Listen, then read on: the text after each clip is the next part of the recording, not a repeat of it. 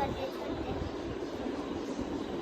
आपको और दिखाते साथ ये भी है, ये भी वाले, ये वाले क्या है? और भी होंगे साथ। ये भी है रैबिट। एक किधर है? और ये मेरी फ्रिज है।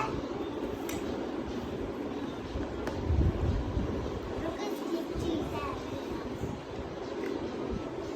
ये इसके ऊपर लगता है।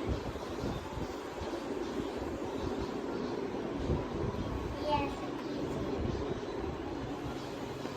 इसके अंदर कुछ।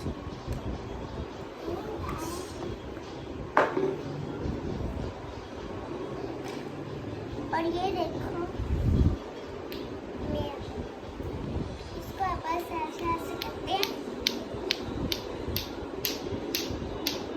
ये तो कहीं से भी मिल जाता है। और ये छोटा सा सोफा, और ये है छोटा सा टीवी, ये फ्रेंच फ्राइज, ये ब्रेड, और वेजिटेबल में ये भी है, और ये टेबल,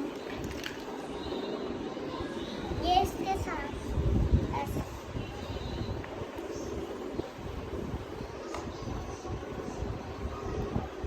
ऐसे इसको इधर रखते हैं। और ये चॉपिंग प्लेट, जिसके ऊपर हम लोग कुछ भी काट सकते हैं। और ये छोटा सा पिलो है। और ये मेरा हाउस है। हाउस की चीजें क्या? ये दो, ये है मेरा हाउस। क्या बना अभी? इसको जोड़,